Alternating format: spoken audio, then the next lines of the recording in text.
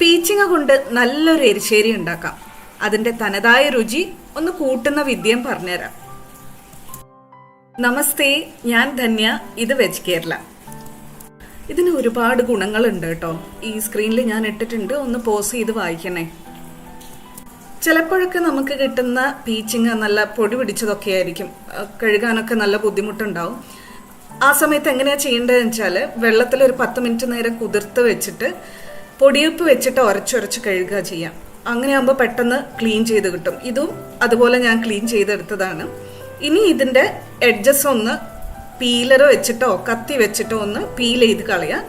എന്നിട്ട് സ്ക്വയർ കഷ്ണങ്ങളാക്കി മുറിച്ചു വെക്കാം ഇതേപോലെ. ഇനി ഇതിലേക്ക് നമുക്ക് വേണ്ടത് ഒരു 1/4 കപ്പ് തോരപ്പരിപ്പാണ്.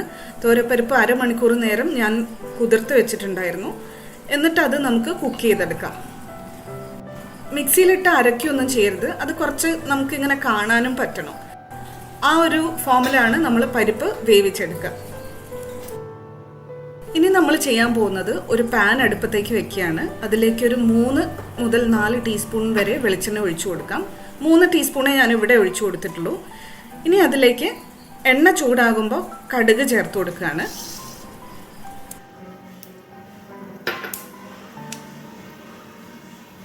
കടുക് പൊട്ടി വരുമ്പോൾ അതിലേക്ക് നമ്മൾ വറ്റൽമുളകും കറിവേപ്പിലയും ചേർത്ത് കൊടുക്കുകയാണ്.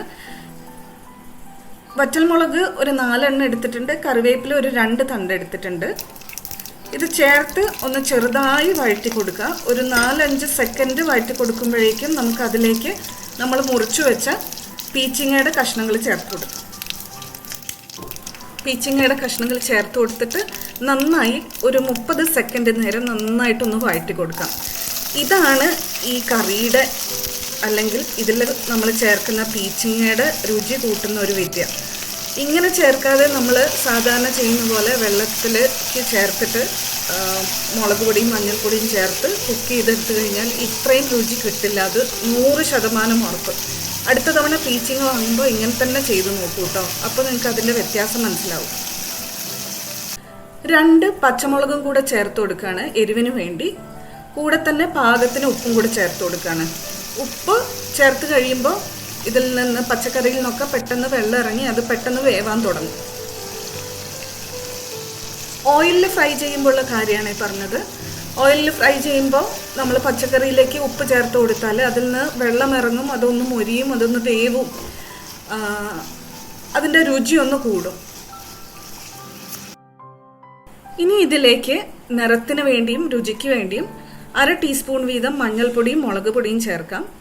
ഓയിലിൽ കിടന്ന് ഒന്ന് ഫ്രൈ ആവുമ്പോൾ ആ മുളക് പൊടിയുടെയും മഞ്ഞൾപ്പൊടിയുടെയും നിറം ഒന്ന് വർദ്ധിക്കും. അത് കറിക്കൊരു നല്ല നിറം കൊടുക്കും. കണ്ടോ, പീച്ചിങ്ങയിലേക്കും മഞ്ഞൾപ്പൊടി മുളക് പൊടിയും നന്നായിട്ട് പിടിക്കുന്നുണ്ട് ഇപ്പം.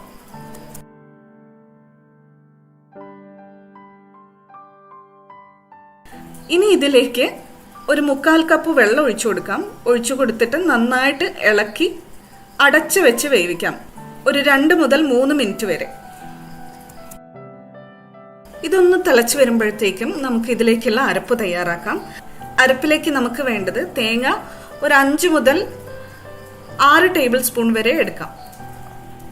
പിന്നെ ഒരു 1/4 ടീസ്പൂൺ ജീരകം, ഒരു ചെറിയ അല്ലി വെളുത്തുള്ളി. സാധാരണ നമ്മളൊക്കെ എരിശ്ശേരിക്ക് ഉള്ളി ചേർക്കാറുണ്ട്, പക്ഷേ ഈ ഒരു പീച്ചിങ്ങയുടെ എരിശ്ശേരിക്ക് ഉള്ളി ചേർക്കാത്തതാണ് രുചി. എന്നിട്ട് ഇതാ ഇതുപോലെ നല്ല മയത്തിൽ അരച്ചെടുക്കാം. ഇതിപ്പോൾ 3 മിനിറ്റ് കഴിഞ്ഞപ്പോൾ നമ്മൾ ലിഡ് ഓപ്പൺ ചെയ്തിട്ടുണ്ട്. നന്നായിട്ട് വെന്തിട്ടുണ്ട്, പക്ഷേ എന്നാൽ അതിൻ്റെ ഫോം പോയിട്ടില്ല, നാര് പോലെ ആയിട്ടുമില്ല. Perfectly cooked.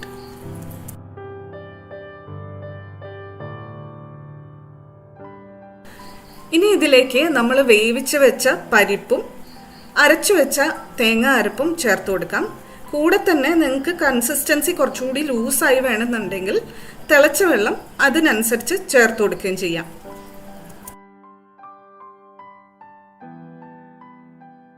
ഇതായിപ്പം പരിപ്പും തേങ്ങയും ചേർത്ത് കൊടുത്തു. ഇതൊന്ന് നന്നായിട്ട് മിക്സ് ആക്കി കൊടുക്കാം കേട്ടോ, നല്ലോണം അങ്ങോട്ട് ബ്ലെൻഡ് ആവട്ടെ.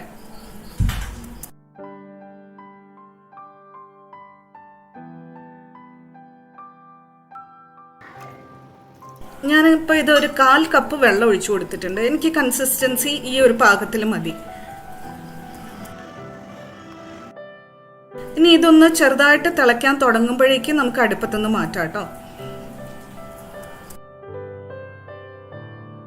കഴിഞ്ഞിട്ടില്ല, ഒരു സ്റ്റെപ്പും കൂടെ ബാക്കിയുണ്ട്.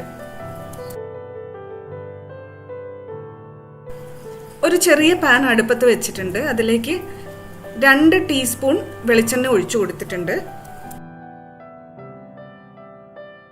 എണ്ണ ചൂടാകുമ്പോൾ അതിലേക്ക് 2 ടേബിൾ സ്പൂൺ ചിരവിയ തേങ്ങ ചേർത്ത് കൊടുക്കാം.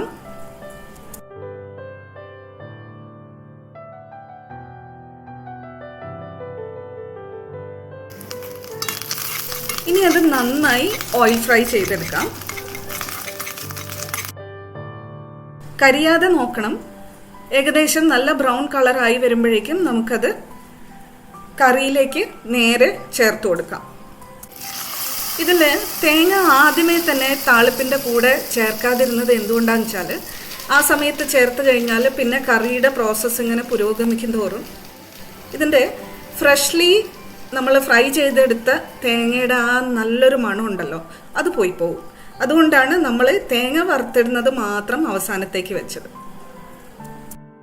അപ്പം എല്ലാവരും അടുത്ത തവണ പീച്ചിങ്ങ കിട്ടുമ്പോൾ ഇതുപോലെ ഉണ്ടാക്കി നോക്കണേ. Thank you for watching. Dhanya from veg Kerala.